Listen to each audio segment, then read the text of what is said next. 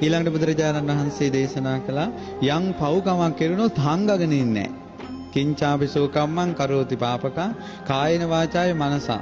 කයෙන් වචනේ මනස වචනය යන්න පුළුවන්. වැරදිලා. කතාවක් විතර. ක්‍රියාවෙන් වරද්දක් වෙන්න පුළුවන්. හංග ගන්නෑ. සෝවාන් කෙනා කියනවමයි. වැරද්දක් වුණොත් විවෘත වෙන එක සෝවාන් වෙන්න සුදුසුකම. වනප්ප ගුම්බේ යතා පුස්සිතග්ගේ ගිම්හාන මාසයේ පටමස්මින් ගිම්මේ පෙබරවාරි මාර්තු වල ගිම්හානේ පළමු වෙන වසන්ත කාලේ මල් පිපෙනවා. දැන් ওই මැයි මල් පිපිලා තියෙන්නේ. අස්සන මල් හැම ගහකම මල් පිපෙනවා. ඒ විදිහට කියනවා බුදුබණ පද දේශනා කරේ. ඇයි දැන් මේ ධර්මයේ දේශනා කරන බුදුරජාණන් වහන්සේ මේ රතන සූත්‍රයේ දේශනා කරනකොට පළවෙනි වතාවේ 84000ක් මාර්ගඵල ලැබුවා. කොච්චර මල් පිපුණාද? දෙවෙනි දවසේ දේශනා කරනකොට 84000ක් මාර්ගඵල ලැබුවා. කොච්චර මල් පිපුණාද? 7 දවසක් දේශනා කළා. බුදු මුව මඩලින් සත්වතාවක් දේශනා කරපු සූත්‍රය රතන සූත්‍රය. 588000ක් මාර්ගඵල ලැබුවා. ගිම්හානේ පළමු වෙන වසන්ත කාලේ මල් පිපෙනා වගේ දහම් දෙසුවේ මගේ බුදුරජාණන් වහන්සේ. මගේ බුදුරජාණන් වහන්සේට එහෙම කරන්න පුළුවන්. බුදුරජාණන් වහන්සේගේ මෙවැනි රතනයක් තියෙනවා. සැබෑ බසින් මෙම සිත සැලසේවා. බුදුගුණ මල් පිපෙනා වගේ බණ කියන්නේ. වරෝ වරඤ්ඤෝ වරදෝ වරහරු උතුම් මුනිදු වරෝ උතුම් වරඤ්ඤෝ උතුම් දේ අවබෝධ කරගත්ත වරදෝ උතුම් දේ දන් දෙන බුදුරජාණන් වහන්සේ අනුත්තර වූ උතුම් ශ්‍රේෂ්ඨ ශ්‍රී සද්ධර්මයේ වදාලා මේ උතුම් ධර්මයක් උතුම් කෙනෙක් උතුම් දේ දෙමින් කියන එක බුදු කෙනෙකුට විතරයි කරන්න පුළුවන්. මේ දේශනා කරනකොට පින්වත්නි එතන රාත්‍රියේ පහනක් නෙවිලා ගියා. බුදුරජාණන් වහන්සේ වදාලා කීනං පුරාණං නවන් නත්ති සම්භව.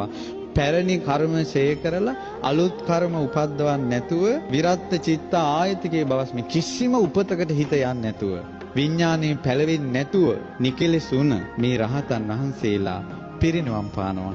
මේ පහන් දැල්ල නිවුණා වගේ. කොහෙද මේ පහන් දැල්ල ගියේ? පහන් දැල්ල ගියේ තැනක් තියෙනවද? තිරත් ඉවරුණාට පස්සේ තෙලුත් ඉවරුණාට පස්සේ පහන් දැල්ල නිවුණා. රහතන් වහන්සේලා පිරිනිවන් පාන්නේ මේ පහන් දැල්ල නිවෙනවා වගේ කිව්වා.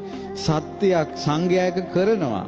සැබෑ බසින් මෙම සිත සක්‍ර දේවේන්ද්‍රයාගේ මුළු ශරීරයම ප්‍රසාදේ පැතිරිලා ගිහිලා ආකාශයේ ඉන්න බෑ දැන්. සක්‍ර දේවේන්ද්‍රයා ආකාශයෙන් වැඳ වැටුණා බුදුරජාණන් වහන්සේ ළඟ දකුණු ශ්‍රී ධනමණ්ඩල බිම තියලා. සක්‍ර දේවේන්ද්‍රයා ස්වාමීනි භාග්‍යවතුන් වහන්සේ අහසේ පොළොවේත් ඉන්නවා දැන් දෙවිවරු. යානිද භූතානි සමාගතානි බුම්මා නිවා යානිවන්තලිකි තථාගතං දේව මනුස්ස මේ දෙවියොත් මේ මිනිස්සුත් බුදුරජාණන් වහන්සේට වඳිනවා. බුද්ධ වන්දනාව සත්‍යයි. සැබෑ බසින් මෙම සිත සැලසේවා. සක්‍ර දේවේන්ද්‍රයා ලෝකෙටම සෙත් පැතුවේ බුදුන් ඇඳලා. හැමදාම හැන්දෑවට බුදුන් අඳින්න නැත්තම් කොච්චර දෙයක්ද? බුද්ධ කියන වචනේ ඇහෙන වාරයක් පාසා හිතට වන්දනාවක් කරනවා නම් කොච්චර සැනසෙල්ලක්ද? රුවන්වැලි මහා සෑයේ පිණි බුදුගුණ කියන්න නැත්තම් විතරම වාසනාවක්ද? බුදුරජාණන් වහන්සේගේ ගුණ සිහි කර කර මැරෙන්න නැත්තම් කොච්චර වාසනාවක්ද? අහසෙත් පොළොවේ දෙවිවරු ඉන්නවා. ස්වාමිනී මේ දෙවියොත් මිනිසුත් භාග්‍යවතුන් වහන්සේට වඳිනවා. ශ්‍රී සද්ධර්මයට වඳිනවා. සැබෑ බසින් මෙම සිත සැලසේවා. අහසෙත් පොළොවේ දෙවිවරු ඉන්නවා.